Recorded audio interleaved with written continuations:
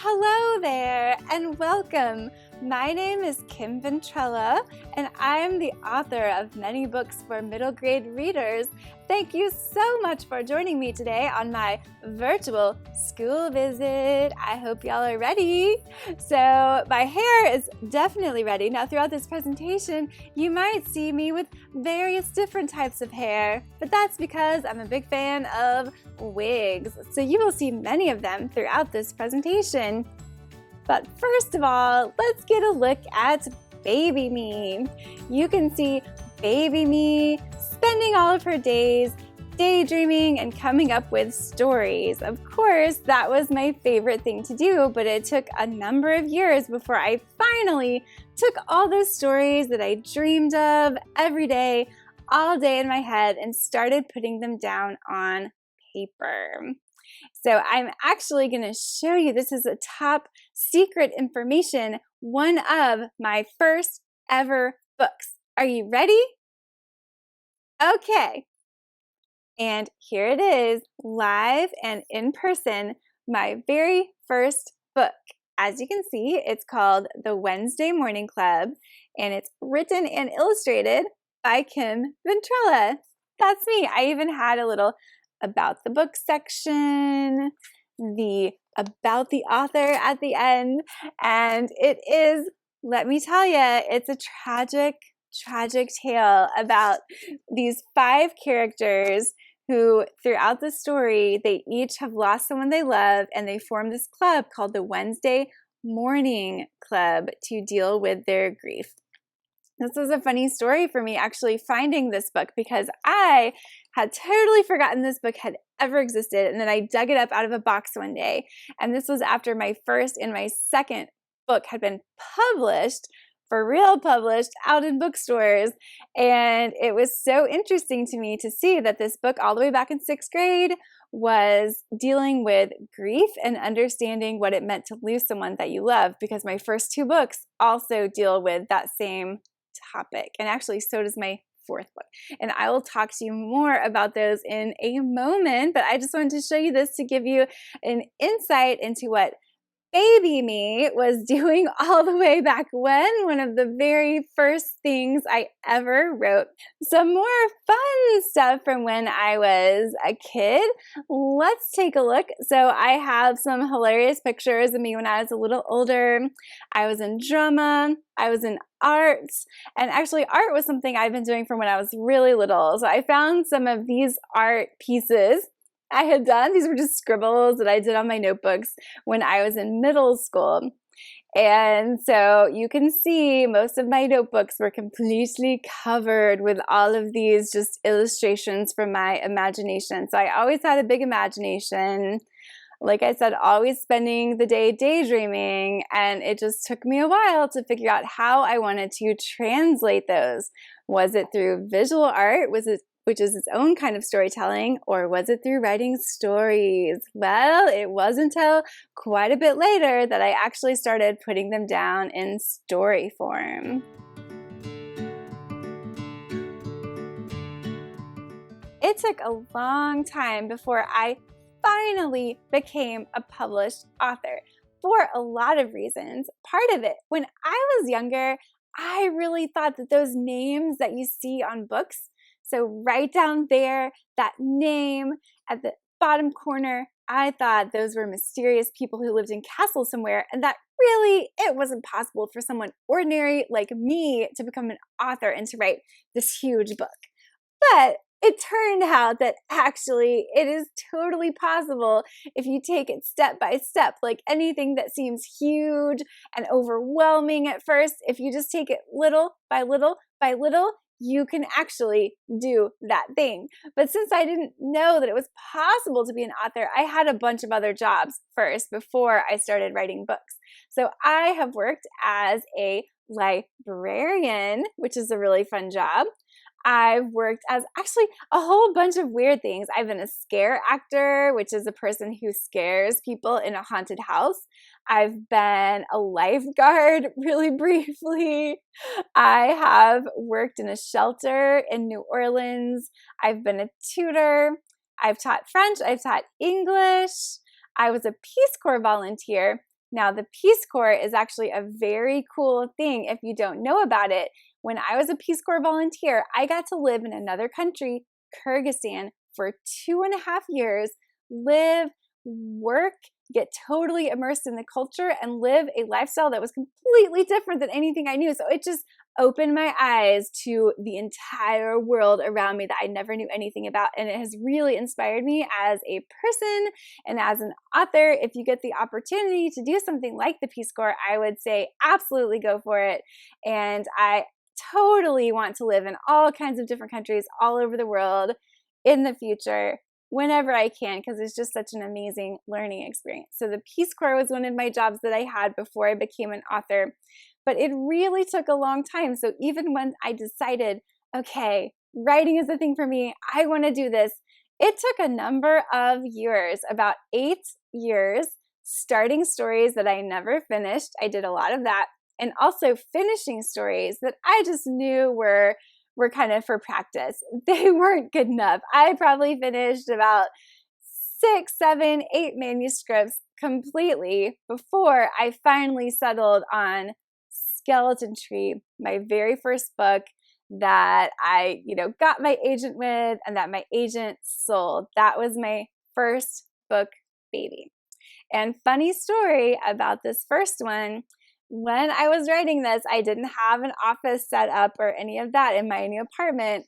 So I wrote this entire first draft over a period of 2 weeks, sitting in my dog's dog bed, and I had my laptop propped up on a little coffee table ottoman thing, and I was just typing away on my laptop, sitting in the dog bed, because that was really the only comfy place to sit. So that will always be the funny story about Skeleton Tree. And that's a little bit about how I finally got into the business of writing books. But now let's talk about the actual books. Here we go.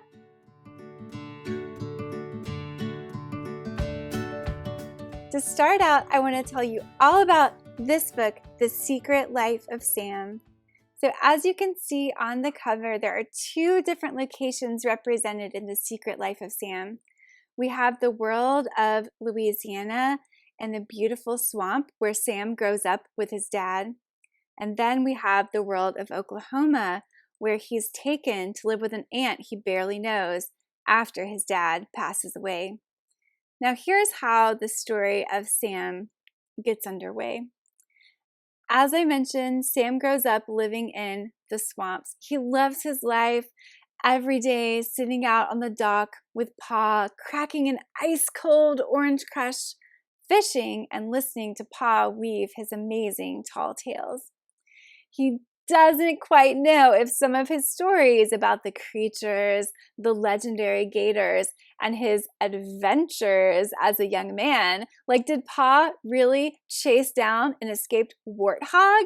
Really? Sam's not quite sure which of his stories to believe and which are a little too good to be true. But it doesn't matter, because Sam just loves his life and he loves listening to these stories. Until now, before the story begins, Sam's dad has a tragic car accident and passes away very suddenly, and now Sam's entire life is turned upside down. His Aunt Jo, who he hasn't talked to in 4 years, and they used to be close, so he's not sure why they haven't talked in so long. She comes to pick him up to come live with her in Oklahoma, and he hates everything about his new life. It's dusty. It's nothing like the swamps. It doesn't seem to be full of stories like the life that he's used to. Everything is terrible until he discovers a tree near his school, and with the help of a mysterious shape-shifting cat, he finds that the huge gaping hollow in the middle of this tree once a day turns into a portal that allows Sam to travel from Oklahoma back to his home in the swamps once more, where he can reunite with his Pa. But it's not quite home like he remembered it. Everything is larger than life, and all of Pa's stories come alive in amazing, strange, kind of scary detail. So he's thrust into all of Pa's memories. He discovers some intriguing things from his past. But then his guide, this shape-shifting cat, tells him that this portal will not stay open long. As it is, it only opens once a day for a few minutes at the exact moment of Pa's accident. And it ends up, it's going to close pretty soon unless Sam can find a way to keep that portal open for good, or maybe to bring Pa back. So if you would like to find out what happens with Sam, and if he's able to bring his Pa back, or maybe even stay with him in this other world, then you should check out this book, The Secret Life of Sam. But before we move on, I wanted to talk about one of my favorite characters that I didn't touch on who is in this book, and that is Edie. You can kind of see her all the way in the background with her awesome purple hair. She's always wearing these huge sunglasses, and she is the most awesome creative person you have ever met. So she's always designing these Rube Goldberg machines. Do you know what those are? Those are those super complicated machines that take like 30 steps to do one really simple thing. And she has one in her house for making toast, which is awesome. And she designs this amazing grabby hand, this giant contraption for cleaning the gutters. She is just such a cool, creative, amazing engineer of a person, and I really love Edie. So I would like for everyone who reads this book to challenge themselves to design something really cool one day like Edie. I know I'm going to try and design my own Rube Goldberg machine. I think it's going to be really fun. So that's one of my favorite characters from this book. And I will be touching back on this in a bit when we get to the secret frequently asked questions section. But for now, let's talk about another book.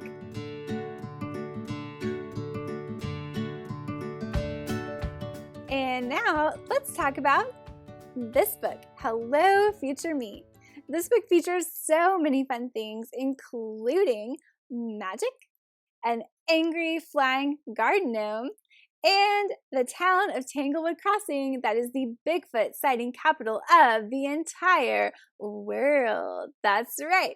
And it has this amazing downtown that's like this hodgepodge of colorful shops all stacked up one on top of the other.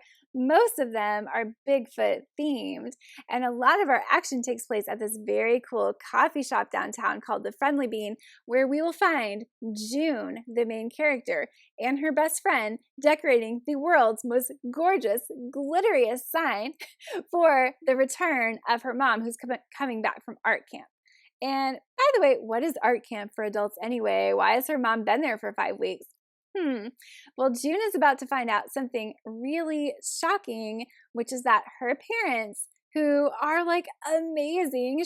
Her dad is like this really cool guy. They're fixing up a motorcycle together called Honey Pie. They're basically best friends. Her mom is this awesome artist who is just super cool. And her parents are totally in love. So she cannot believe it when her mom comes back from this camp announcing that her and her dad are getting a divorce. This does not seem possible. And June, who is a super planner and matchmaker, she's determined that she's going to use these planning and matchmaking skills to get her parents back together. Absolutely. And thankfully, she has her best friend Calvin to help. So they set about putting this beautiful plan into action to get her parents to fall back in love again. But her plan doesn't work. So what is June going to do now? She's totally lost. She has no idea what she can do next until her and Calvin visit this shop in town. It's this brand new shop that has just popped up overnight called the Shop of Last Resort. It's full of slightly broken objects that each claim to have a magical property. But these are not normal magical properties. They're basically totally useless. Like, who needs an alarm clock that tells you exactly when your dog is going to poop? Really? Really? Does anybody really need sunglasses that when you put them on, all they do is make you laugh hysterically and you can't stop? Nobody really needs that stuff.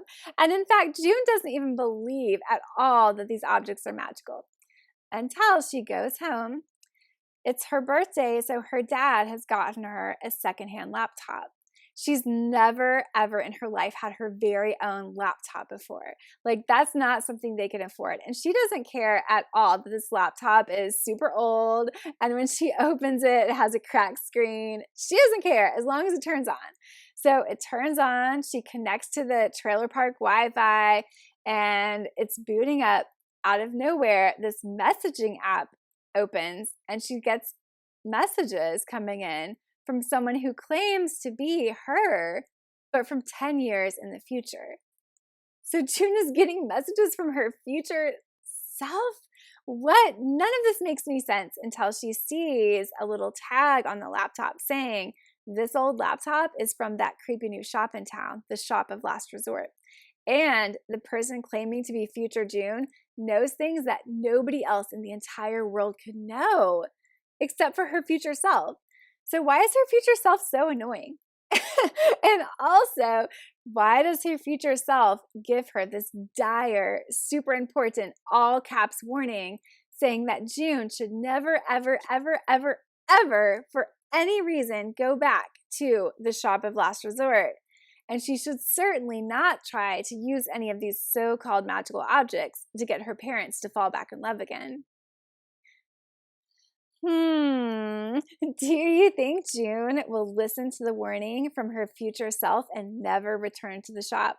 Or do you think she'll be too curious and too determined to get her parents back together, and that she will try out some of these magical objects despite the dire consequences? Well, you'll have to read Hello, Future Me to find out what happens.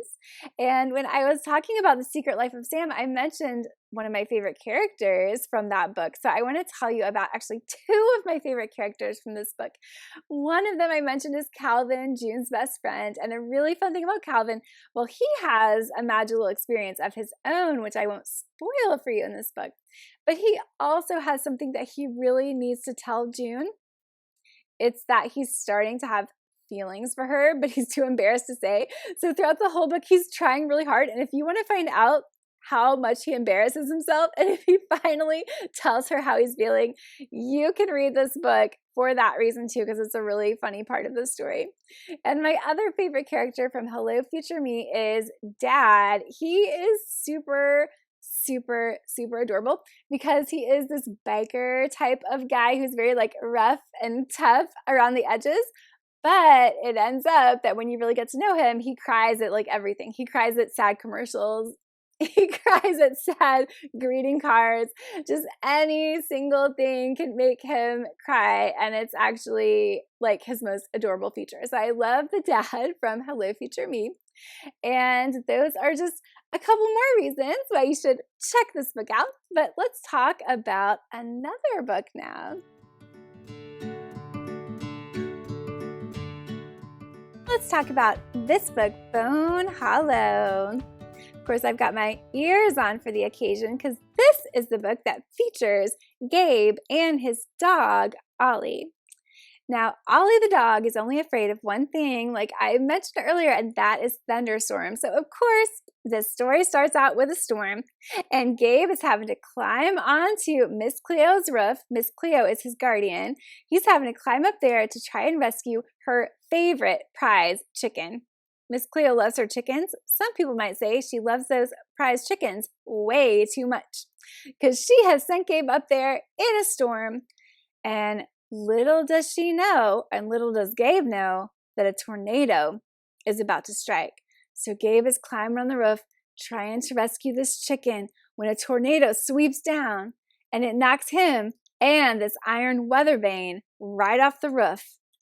He doesn't even remember landing. The next thing he knows, he wakes up in a room surrounded by all of his friends and neighbors, but it's almost like they can't hear him talking. And things start to get stranger. Gabe has glimpses of his beloved grandpa, his grandpa who passed away. He loses time. It's like he's blacking out. At some point, he wakes up on a cold metal table in a room he doesn't recognize. And when he goes outside, that place where he was, it turns out to be a funeral home. Even worse, when he goes home, no one's there. and he can only find his friends and neighbors up at the church. They're all singing and holding candles and acting sad, and it ends up that he has shown up at his own candlelight vigil, except that according to everyone in town, Gabe is supposed to be dead. But he doesn't feel dead. He feels fine, but everyone in town is so terrified of him, they chase him away from his candlelight vigil, and he is terrified of them, so he runs right into the woods, and thankfully he finds a new friend and kind of maybe a new home with this mysterious girl who lives all alone in the woods in a cottage surrounded by mist and clinking bone flutes and flickering candles, and everything is very mysterious, but she gives him a place to stay, and she gives him food, and she takes care of Ollie. So I guess everything's okay. But this girl is very mysterious, and she disappears for long periods of time, and he has no idea where she goes. And sometimes when he looks at her in the mist and the moonlight, it's almost like she's made of bone instead of flesh. So if you want to find out who this mysterious girl is, whether or not Gabe is really dead, and why this girl just so happened to be there at the exact moment when Gabe needed him. Was it a coincidence, or does she actually have secret plans for him? You can find out in Bone Hollow. It's a book full of mystery. So this was a really fun book to write, and I mentioned earlier that it's my only dog character, so I really loved writing Ollie, the dog, who is just carefree and happy-go-lucky sort of dog. Very different from my real dog, but it was a super fun book to write for that reason. So I hope you'll check out Bone Hollow.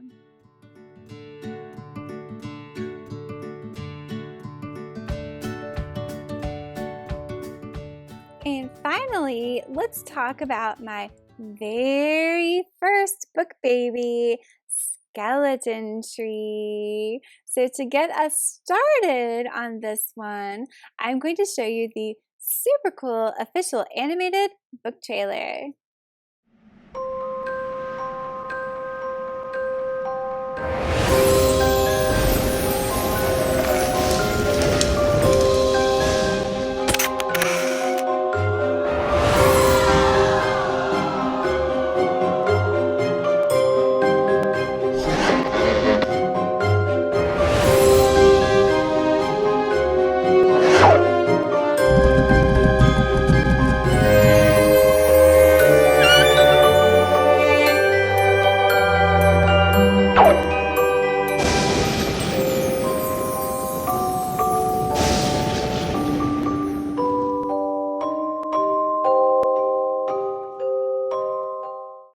And wasn't that intriguing? I just adore the spooky music in that trailer.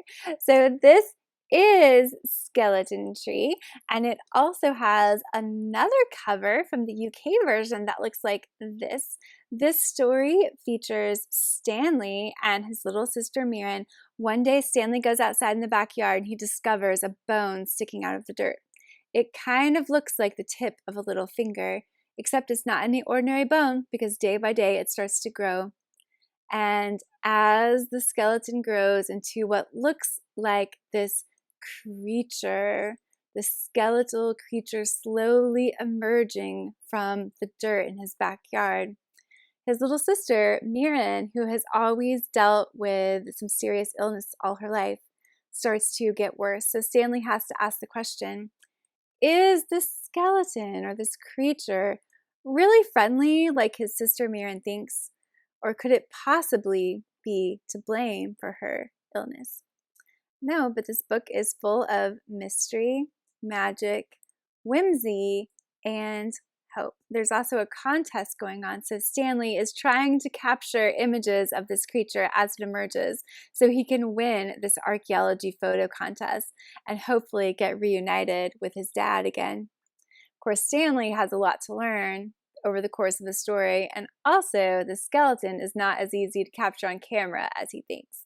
Like usually when he tries to take a picture, he snaps it, and the skeleton maybe covers its face so it moves when it wants to.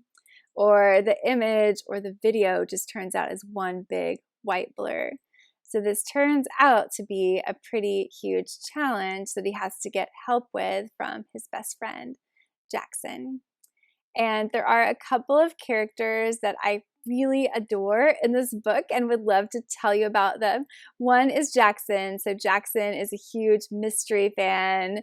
He's super detail oriented, super skeptical of things like the skeleton growing in Stanley's backyard. He definitely thinks there's a scientific explanation. Jackson is someone who is very similar to myself. And he also has obsessive compulsive disorder, which I have as well and have dealt with for a long time, starting when I was around Jackson's age. So I think Jackson has his own stories to tell, but he is a secondary character in this book, so you only get a glimpse of his story. But another character who is a secondary character and you only get a glimpse of is Miss Francine. Miss Francine is the nanny that comes and takes care of Stanley and Mirren, even though they don't have a lot of money, but she's kind of doing it to help them out. She's not charging her regular fees. So she's coming and she's helping them out. She was born in Kyrgyzstan, which is the country where I was a Peace Corps volunteer for about 2.5 years. And I just love her character because she's this elderly lady who is super witty and wise, and she's always just giving amazing advice to the main characters, telling stories about her favorite goat, Bucket, and her hard life growing up in those frigid, long-lasting Kyrgyz winters. So she's hilarious, definitely one of my all-time favorite characters. And one very cool thing about this version of the book is that I got to see how illustrator Victoria Asinelli envisioned all of these amazing characters. So you got to see her vision of Miss Francine, which is actually really different from mine. In my mind, Miss Francine is this huge, hulking figure wearing one of those typical, giant, fuzzy, really thick sweaters that you see older Russian ladies wearing a lot. So I had pictured her a certain way, but in this book, she looks a lot different. And it's kind of funny when you're working with an illustrator, you never quite get exactly what you envisioned, but usually it's even better. So Victoria Asinelli did some gorgeous illustrations, and this is probably my favorite one that she did from the very end of that book of Mirren and Princey dancing together. So really gorgeous, beautiful illustrations in that one. But there's also a secret in the US version of Skeleton Tree. So if you ever pick up a copy, make sure to turn the corner, because then you will see that there is a secret flip book. And it's kind of hard to show on screen, but this little skeleton is just saying, hey, waving at you. So it's pretty cool. I'm really loving the flip book in that one. So those are 2 secrets from Skeleton Tree.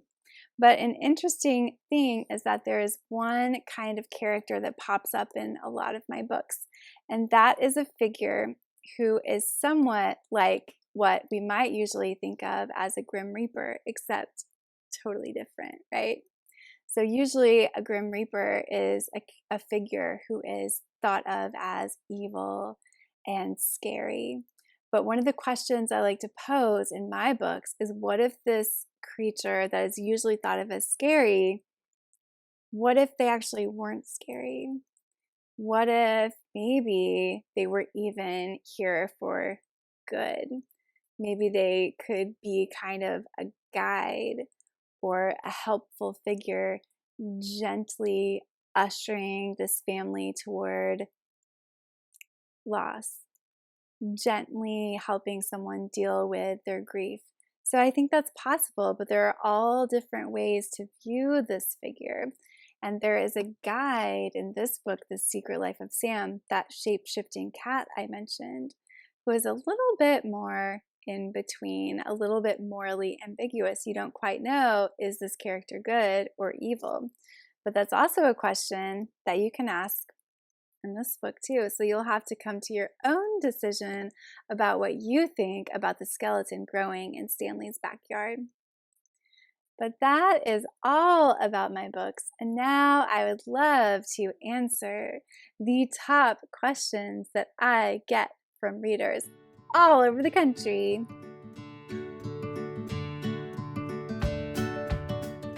Welcome back. And now I'm ready to answer some of those burning writing and publishing questions.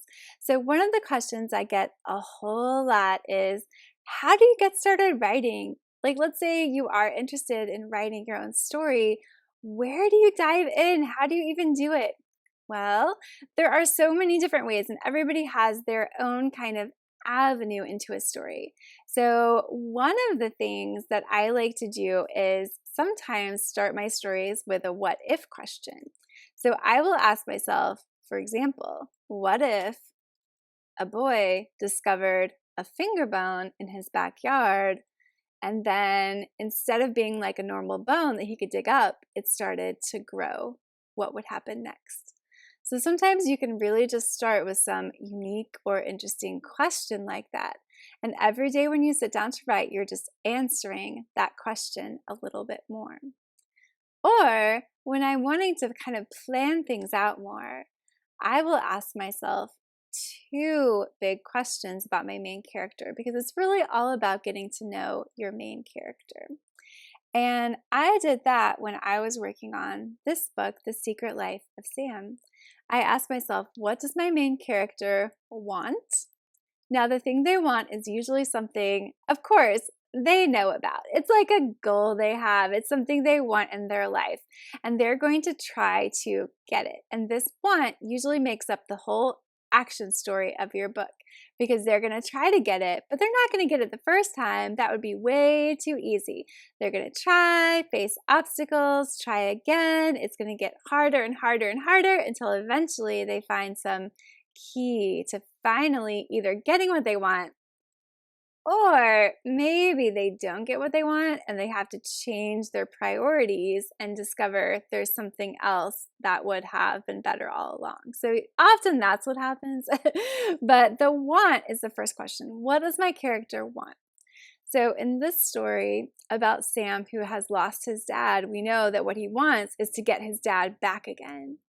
So maybe he's going to try to stay in this other world that he can access through the doorway in the tree with his dad, or maybe he's going to try to get dad back. But either way, he wants to get him back somehow.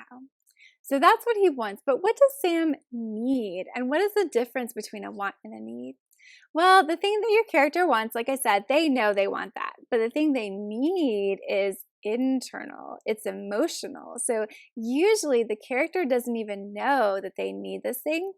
But what is going to happen is that after they go on this big journey of trying to get the thing they want, with all that trying and failing, they're going to learn something, maybe a new perspective on the world, a new perspective on themselves. They're going to learn something that changes who they are, and it's going to meet this emotional need that they have as a character. So one of the things that Sam needs in this book, I mentioned in the beginning of the story, he's just totally angry at the world because his whole world has been turned upside down, and he's been dragged halfway across the country to live with an aunt that he barely knows. And Aunt Jo, he doesn't know why they haven't talked in 4 years. And he's totally closed off to having any kind of relationship with her, basically. Also, the friend that he meets at school, Edie, who I mentioned, is super cool. Well, he also closes her out a lot at first, too. And he makes plans with her and then totally bails when he's going to try to rescue Pa. So he's closed off to new relationships. And the thing that he needs, or one of the things that he needs, is to slowly open up to new relationships and to starting this new life in Oklahoma. So he doesn't realize it, but throughout his whole journey, he is slowly moving toward fulfilling this need. But those are two questions that I like to ask myself that really get me started, and they help me know a lot about a story, is what does my main character want, and what does my main character need? So when you're getting started, it's super helpful to ask those two questions. I also got a really interesting question recently from a student, and I'm going to bring it up here. That question was, what is creativity? And I was like, mind blown. That question is way too big. But I think one answer to that is if you think of creativity as an actual act, like as the act of being creative. A huge part of it for me when I'm writing is about taking this amazing idea that I have in my imagination that looks so beautiful and big and perfect. I can see exactly what I want this story to be like in my mind.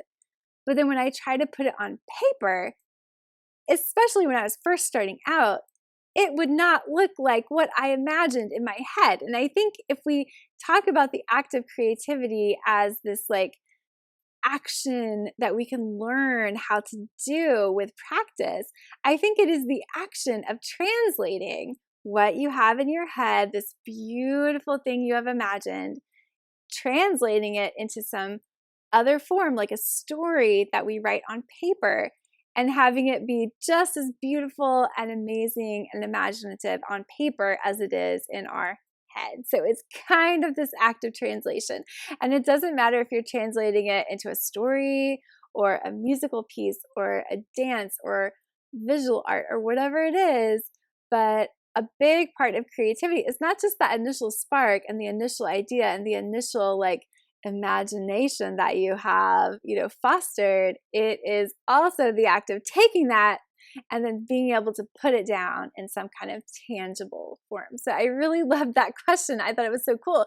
And then the follow-up question, of course, is, well, how do you do that? If that's what it means, how do you even do that? That can take a while. And I think a lot of it is just through trial and error and reading all the books. Reading all the books is how you figure out what a story feels like, what the structure is, how you can create this character that then elicits emotions in the reader. How do you make that connection? Well, read all those books. Try over and over and over again to put your ideas onto paper, and eventually you will get so much better at it. It just can take a lot of work. And that brings us to our next big topic, which is revision. Scary. So we're on to that big, scary topic of revision. And that is something that is so important to authors. In fact, you will often hear authors say things like writing is only 10% doing that like first draft and 90% revision. It's true in my experience because I tend to get this first draft down pretty quickly. In fact, when I'm talking to a lot of my author friends, they're like, how'd you write that so quick? But that's just the first draft. It's only step number 1. So I tend to write my first drafts in about 2 to 4 weeks. It really just varies depending on the book. But I am fast and furious because I have to get the idea out as soon as I can before I stop loving it. Because if I fall out of love with that idea, guess what I'm going to do? I'm going to give up writing it. So I have to get it out as fast as possible. And then the revision process begins. So this can be quite long. And people will often ask, how many drafts do you have? And that's a hard question to answer because sometimes these drafts are huge, like rewriting the entire book. So if you will remember a book that I mentioned earlier, called Hello Future Me, I wrote this book 3 times completely from scratch during the revision process. So each time I started a blank document. None of the words from the old document remained. A lot of the characters and scenarios and huge parts of the magic system changed. And I just wrote it again 3 times. So sometimes that's what the revision process looks like. Or sometimes you're keeping the original story. So with my very first book, Skeleton Tree, the original story was all there. That never went away. The first draft of this book was about 27, I think, thousand words, which is actually really short. It might sound long because we usually talk about pages, not words, but it was quite short.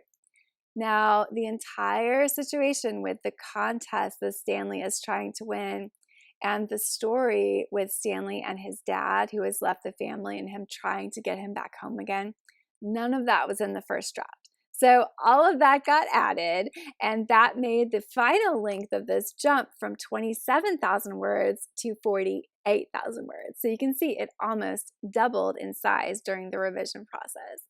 And that is very typical. I like to think of stories as layers.